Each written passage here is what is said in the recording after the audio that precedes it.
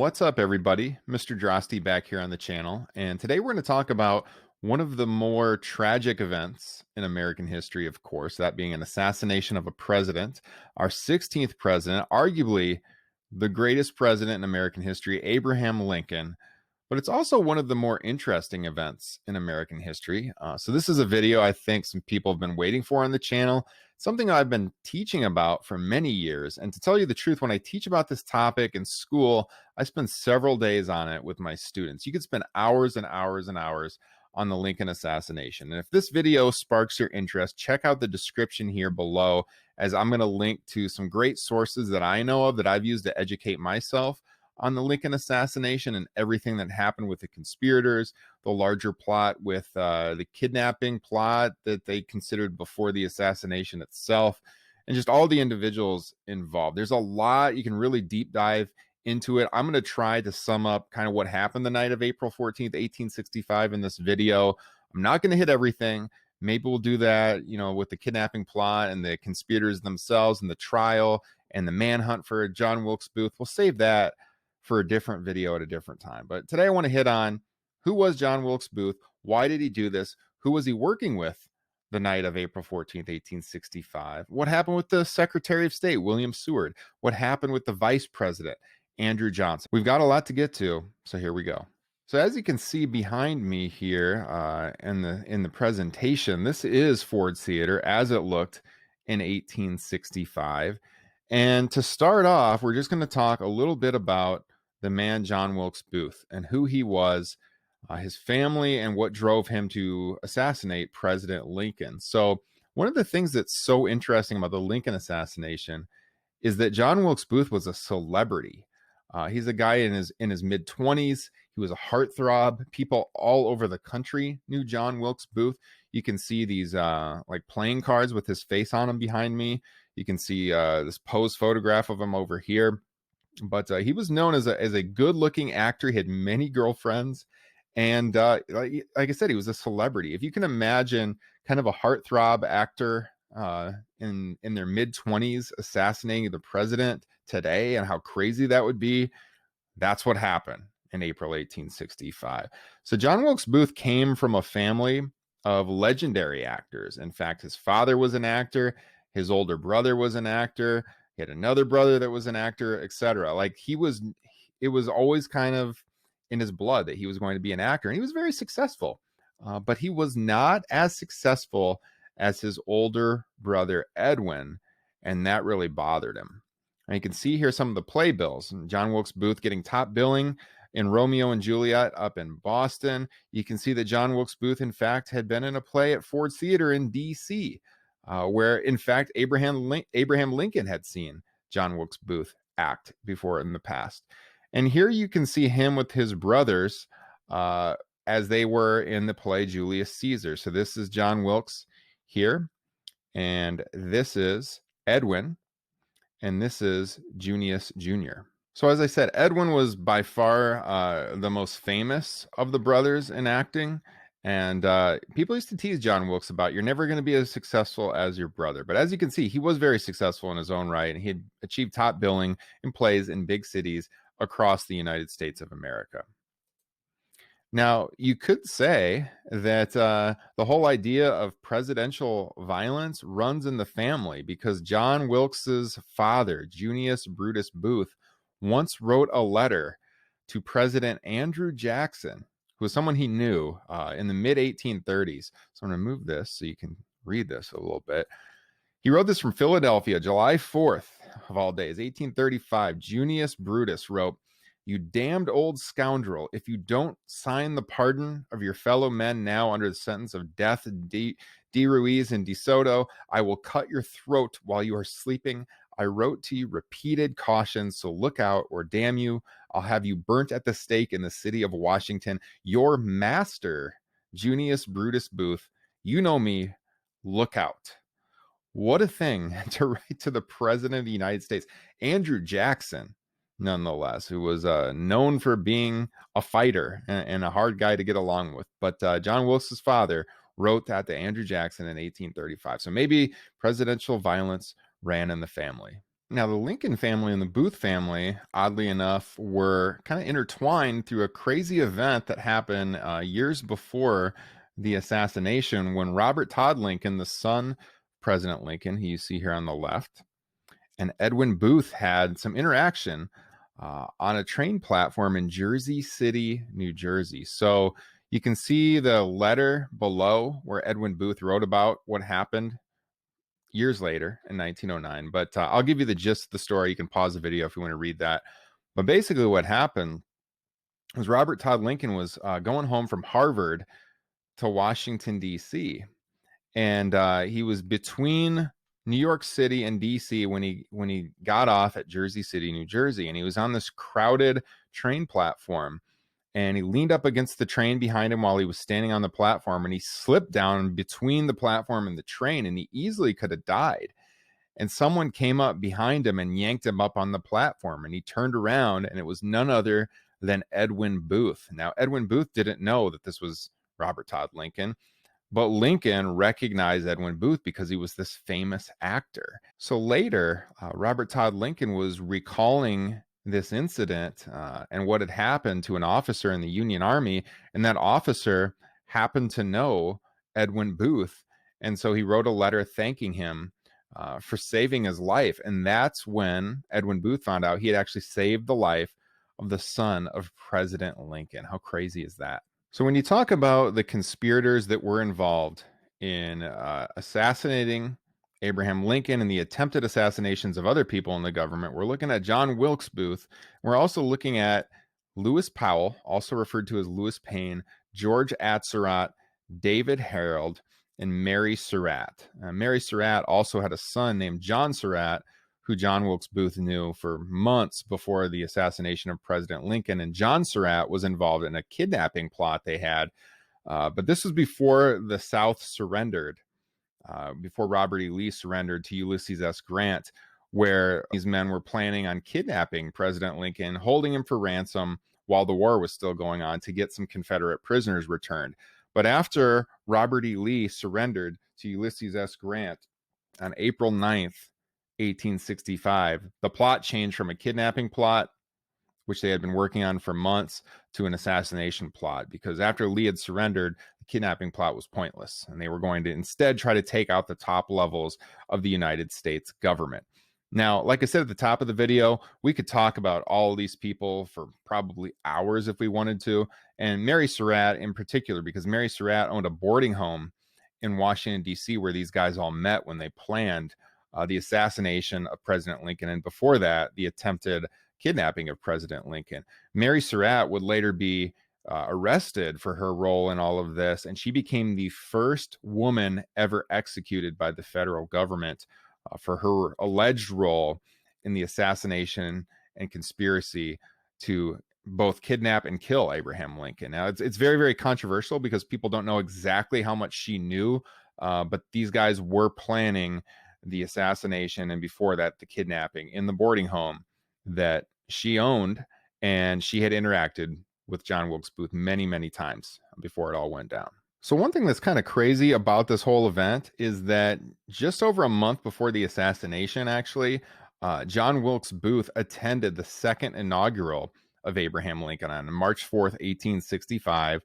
He was there as a guest of a girl who he was dating, whose father worked in the United States government. And Booth would later remark that he was so close to Lincoln on that day that he could have assassinated him then and there.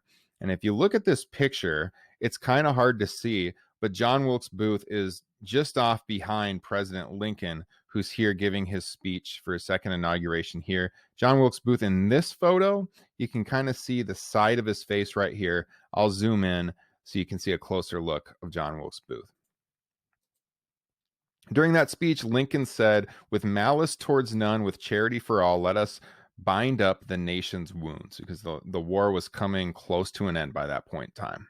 So I found this picture on a website, which I will link in the description, that's been very helpful in researching this event. But you can see this is a different photograph where they have actually photoshopped in John Wilkes Booth right here in his appropriate position in the previous photograph. So you can kind of see like where he was at during the speech.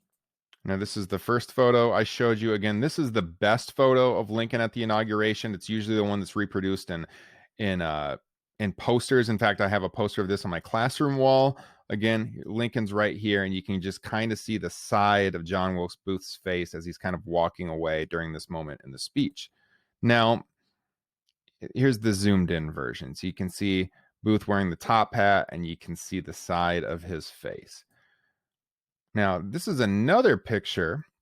This is, I believe, the one that they used to Photoshop in Booth in a different photo to show his position. This one you rarely find because there's a smudge on it, and you can't see Lincoln because he's completely removed due to that smudge. But you can see John Wilkes Booth very, very well in this photo. He's right there. That's how close he was to President Lincoln, who would have been standing right here, right there, or you can see him over here. Finally, a fourth picture of Booth at the inauguration surfaced years later. It was in a 1979 book that only had 1,000 copies of it made.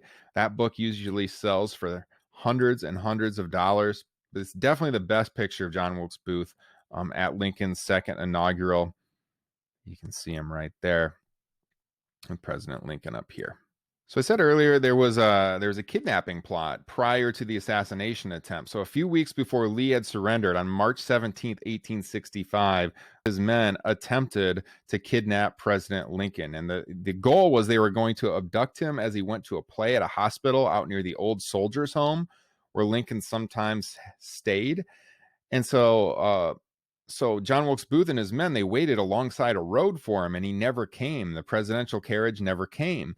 And what had actually happened is at the last minute, Lincoln instead decided to go visit the National Hotel in D.C., where there was also some soldiers. Oddly enough, the National Hotel is where John Wilkes Booth was living at the time. So Lincoln actually came to Booth on that day, but Booth went out basically hiding by the side of the road trying to kidnap Lincoln. It didn't happen because Lincoln didn't go out that way, and the kidnapping plot did not occur. So to set the stage here, April 2nd, 1865, Richmond fell, the capital of the Confederacy. April 9th, 1865, Robert E. Lee surrendered to Ulysses S. Grant at Appomattox Courthouse. And April 11th, 1865, Lincoln gave his final public speech from a window at the White House to a crowd out on the lawn. And assembled in that crowd that night was John Wilkes Booth. And during that speech, Lincoln talked about his plans for Reconstruction, and he publicly, for the very first time, endorsed suffrage for all Black men, which absolutely enraged John Wilkes Booth. So Lincoln said during the speech, "It is unsatisfactory to some that the elective franchise is not given to the colored man. I would myself prefer that it were now conferred on the very intelligent and on those who serve our cause as soldiers." Reportedly, Booth then said, "That means N-word citizenship. Now, by God, I'll put him through. That is the last speech he will ever make." And at this point, Booth is determined to assassinate President Lincoln. So as the White House looks today, this was the window that Lincoln spoke out of that night, and out here on the lawn was John Wilkes Booth. So here's Ford's Theater in 1865 as it looked, and on the morning of April 14th, 1865, John Wilkes Booth went to the theater, as he often did, to check his mail. Like I told you, he was living at the National Hotel, but he would get his mail at Ford's Theater because it was a place he often was in plays at. People knew him there, and it wasn't unusual for him to be hanging around the theater. And when he went there on the morning of April 14th, 1865, which was a Friday, it was Good Friday, by the way, he heard that that night President Lincoln was going to be attending a play at Ford's Theater. Also supposed to be with President Lincoln that night and his wife was Ulysses S. Grant, the commander of the Union Army. However, at the last minute, Grant, at the urging of his wife, declined the invitation, and Grant and his wife went off to New Jersey instead. So in attendance that night with the Lincolns would be Major Henry Rathbone and his girlfriend and later wife, Clara Harris. So when Booth found out that Abraham Lincoln was going to be coming to Ford's Theater that night, he put the wheels in motion to put together a plan in just a few hours to assassinate the president there. He made arrangements to rent a horse, which he would use as his getaway horse. And he also made his way up into the hallway between the audience forum and the presidential box, and he placed a piece of a music stand up there, which we'll get to here in a little bit as to why that would be important. On the morning of April 14th, Booth also went to the Kirkwood House, which was where Vice President Andrew Johnson was staying. And he left a message in Vice President Johnson's mailbox, and it said, don't want to disturb you. Are you at home? John Wilkes Booth, as you see it right here. And there's different beliefs on why he did this. Later on, as we're going to talk about, George Atzerodt, co-conspirator, was supposed to assassinate Vice President Johnson at the Kirkwood House that night. Perhaps John Wilkes Booth didn't think that he was going to go through with it, so he left this here for the vice president to maybe try to implicate him in the conspiracy, or he was just trying to see if, in fact, he was going to be there that night. Mary Surratt, who I mentioned earlier in the video, who had the boarding house in D.C., John Wilkes Booth went to her boarding house on the day, April 14th, and asked her to deliver a package to the Surratt Tavern out in Maryland, which she did, which contained some supplies that he would need for his getaway. Booth then met with his co-conspirators around 8:45 p.m. that night, and he assigned them their roles. So Lewis Powell, who was a former Confederate soldier who had been wounded at the Battle of Gettysburg, was given the role to assassinate the Secretary of State, William Seward. Going with Lewis Powell that night was going to be David Herold, who was going to kind of be Powell's guide to get them out of D.C. after the murder, kind of like his getaway guy. George Atzerodt, who was known as a heavy drinker, was going to be given the role to assassinate Vice President Johnson. And of course, John Wilkes Booth would save the main event for himself. He would assassinate President Lincoln at Ford's Theater during the play Our American Cousin, which was a play that Booth knew word for word in a theater that he frequented all the time, which was just the perfect coincidence for him. Now, all three men would strike at around the exact same time that night, just after 10 o'clock p.m. was the plan. It's said that Atzerodt tried to get out of it when he was given the role to assassinate the vice president because he had been involved with a kidnapping plot, but he was a little bit uncomfortable in actually murdering a man. But Booth convinced him to do it. So he would head to the Kirkwood House where he would assassinate the vice president. Now, Lewis Powell and David Herold would head for actually Secretary of State Seward's home, because Secretary of State Seward had been in an accident where he broke his jaw, he broke his arm, and he had a concussion, so he was laid up in bed. So Powell and Herold head to Lafayette Park in D.C. to assassinate the Secretary of State Seward, and they go to the home right here. Now, Powell was pretending to be someone bringing medicine to the laid up Secretary of State while Herold would wait outside. And he went up to the door and he told the man who answered that he had this medicine that he was supposedly personally delivered to the Secretary of State. And the man didn't really believe Powell, but he kind of pushed his way through and he started ascending the staircase. When Powell got to the top of the staircase, the third floor, he was confronted by Frederick Seward. Frederick Seward was the son of William Seward, and he was the Assistant Secretary of State. And Powell told him the story about, I got this medicine I have to deliver, and Frederick didn't believe him, and he told him his father was sleeping. And when Frederick told Powell that his father was sleeping, just then, Fanny Seward, the daughter who you see pictured up here, came out of a doorway and said, "Father is awake now." And she gave it away, because when she said that, all of a sudden, Lewis Powell knew exactly where the Secretary of State was. So very quickly, Powell pulled out a revolver and he pointed it at the face of Frederick Seward and pulled the trigger, and it misfired. So instead of trying to take another shot, he hit Frederick Seward so hard with the gun that he knocked him cold. And then Lewis Powell ran towards the bedroom where he brushed past the daughter and proceeded to get on top of the Secretary of State Seward with this big knife, which we'll see on this next slide right there, and proceeded to just swipe just crazily, as you can see, at the Secretary of State. Now, he was wearing a splint on his neck because of the accident he had been in, and that splint actually saved the Secretary of State's life, because as Powell is swinging wildly, kind of in the darkness, because it was at nighttime, no electricity, He's swinging that knife this way and that. He wounded him. He cut open his cheek. He hurt him really badly, but he didn't hit the jugular vein. So the splint saved Seward's life. Starting to fight off different guards. He's fighting off another son of William Seward's as he runs out of the home. During the commotion, the butler, Mr. Bell, who had opened the door when Powell arrived, ran out of the home screaming, "Murder, murder, murder." And when David Herold heard all of this, he got scared and he left. He actually left Powell to be on his own. So when all this commotion was done upstairs and Powell thought that he had actually killed William Seward, he ran downstairs, he ran out of the home, and there was no David Herold.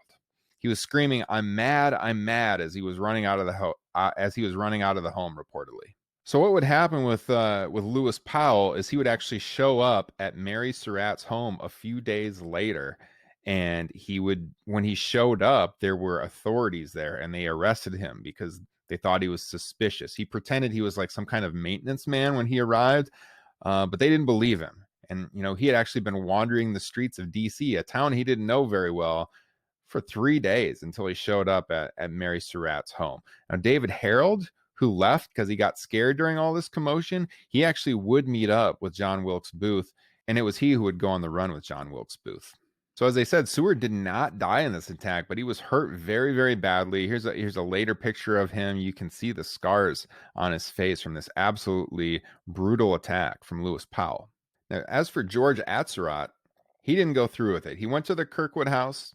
He hung around. He had a room directly above the vice president, and he hung out at the bar, and he asked about the vice president, and he had some drinks, and people remembered seeing him there and hearing him asking about the VP, but he lost his nerve, and he ended up just leaving. So he didn't go through with it. He tossed his weapon and left the place. He ended up going to a different hotel, the Pennsylvania House, around 2 a.m. that night, where he got a different room and went to sleep. He would later be arrested because they searched his room at the Kirkwood House, and they found artifacts that linked him to John Wilkes Booth. As for John Wilkes Booth, of course, he actually did go through with it. So again, it was Good Friday, April 14th, 1865, and it was actually kind of controversial for the President of the United States to go to a play on a holy holiday, but he did so with his wife, who, he and his wife hadn't had the best relationship. They had experienced a death with their young son in the family. The Civil War was obviously draining on Lincoln, but in the days before going to this event, their relationship was on much better ground, and they were very excited to kind of getting past the war. They were looking towards the future and Lincoln's time in office wrapping up after his second term was up, and hopefully a bright future together, which wasn't to be. The play they were seeing, Our American Cousin, it was the last night that the play would be at Ford's Theater, and the Lincolns arrived during the play. Actually, it had already started.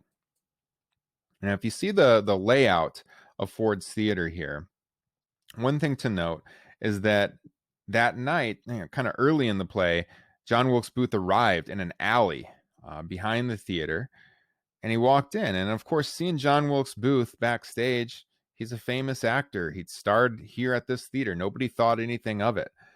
So he kept his horse in this alley behind the theater for when he was ready to get away. And he went in through this back door, and he crept underneath the stage and exited in the front and went to this bar, this lounge next door. And he had a few drinks and waited for the moment in the play when he knew he wanted to assassinate the president. I should also say that he knew this play, again, word for word, and he was waiting for a very particular moment in the play because he knew it would elicit laughter from the crowd, kind of a loud response, and that's when he wanted to pull the trigger. So when he arrived at the theater and he went underneath the stage, he was listening to see what part in the play they were at. So he would kind of time it so he knew how much time he had before he would try to go up there to the presidential box. So after having a few drinks, he then came out the front door and went to the front entrance of Ford's Theater. And he saw that the presidential carriage was there, and he knew it was near time to do the assassination. So he entered and he went up the staircase and he went up to that second level and he crept behind the crowd. And here's how Ford's Theater looks today. So Booth would have been going here, And people that were there later recalled seeing him kind of creeping across the back of the crowd, and people even recognized him. Again, he was a celebrity. And he made his way over here, and he thought that there would be someone guarding Lincoln's box. Now, this door right here leads to a little hallway, which then leads into the presidential box. So President Lincoln and Mrs. Lincoln were here, and then Major Rathbone and his date, Clara Harris, were seated over here. Now, Lincoln did have one single guard with him that night, a man by the name of John Parker. Now, today, it's odd for us to think about this because presidents always have a lot of Secret Service around them, right? But on that night, Lincoln had one man, an unreliable cop named John Parker. Lincoln actually didn't like security. He was known to walk from the White House to the War Department, like a quarter-mile walk at night, all by himself. He would walk the streets of D.C. and go to plays without guards sometimes. On this night, he had one guard, but John Parker had left his post earlier in the night. He actually went to the same saloon next door at one point to get a drink, the same saloon that John Wilkes Booth had been in. Now, when Booth approached the presidential box right before the assassination, we don't know for sure exactly where Parker was. There's reports that he moved to a different seat in the theater where he could see better. But you know what? Even if John Parker had been standing right there, if Booth would have just explained who he was, he probably could have gained admittance to the presidential box because, like I said, he was a celebrity, and he would have just said, I want to meet the president, and John Parker probably would have let him in. But either way, on the night, John Wilkes Booth entered the door, and when he got between the box and this door, like I said, there's like this hallway back there, which you can see right here. And you remember earlier I told you John had gone up there earlier in the day and placed a piece of a broken off music stand. The reason he did that is because when he went into this hallway, he bent down and he found that piece of the music stand that he had left there, and he wedged it between the door and the wall so that nobody could get in to stop him. So when Booth gets in there, he knows it's on. He knows there's nobody that can stop him. So he finds the piece of the music stand, he wedges it there, and he comes over here, and nothing is really going to stop him from assassinating President Lincoln.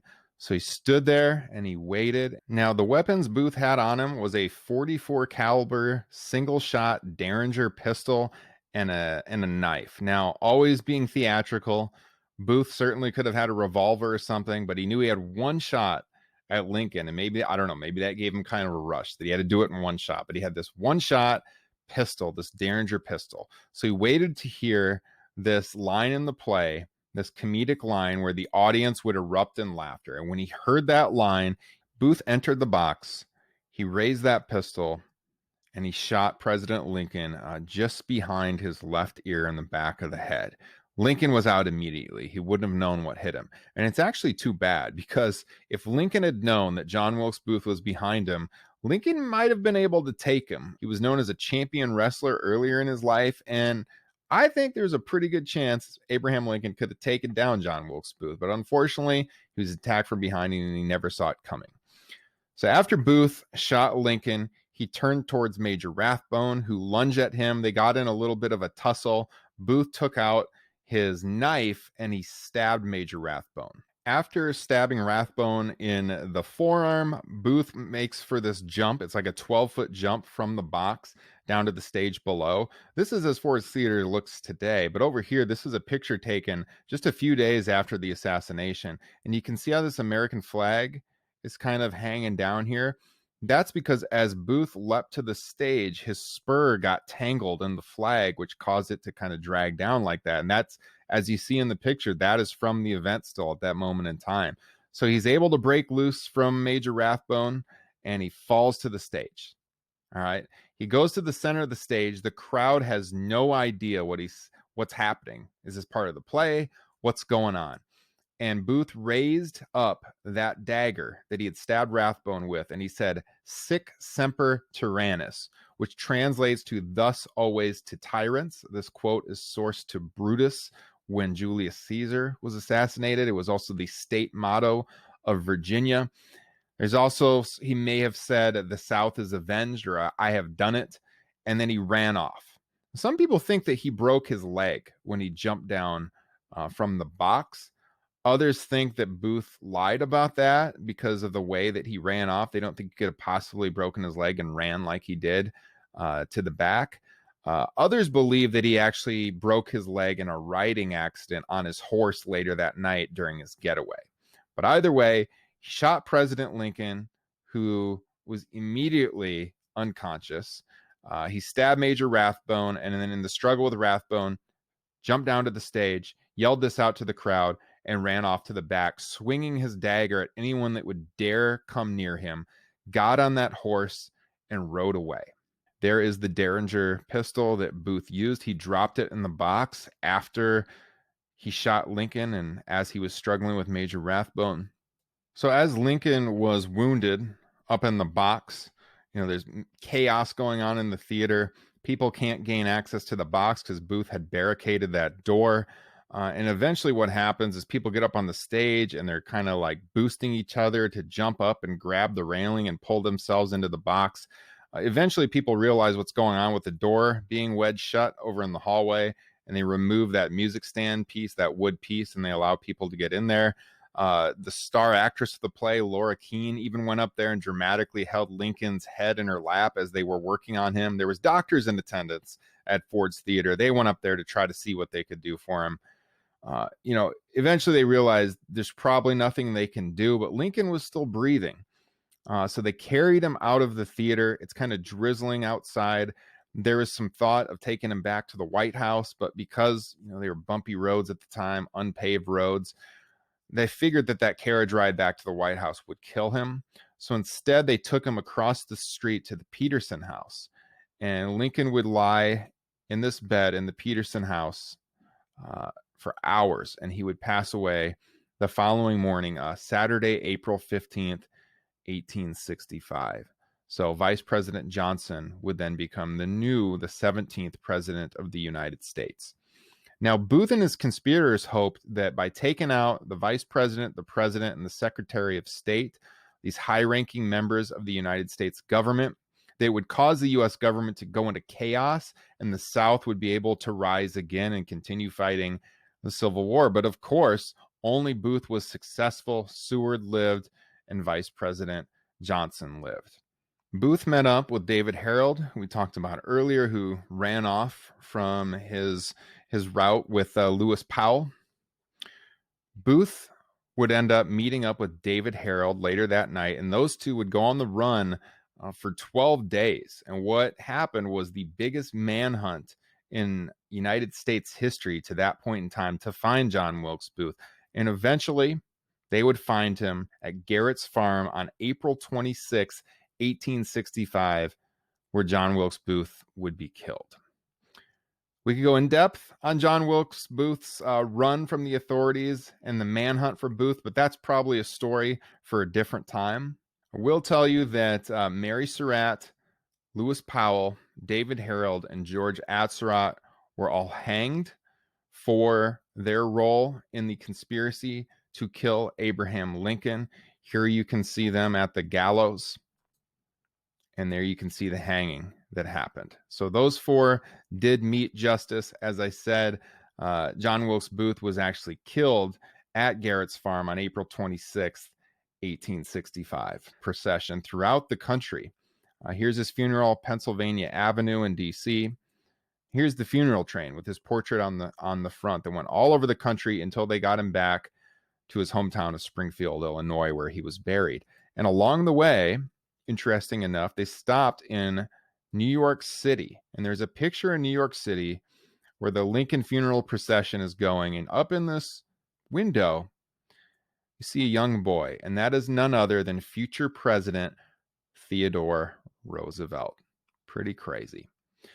So that's what happened the night of April 14th, 1865. If you enjoyed this video, help me out. Click that thumbs up icon below the video. And even better yet, subscribe to the channel. I got more videos coming each and every week, and you can check out the archive right here on the Mr. Droste History channel.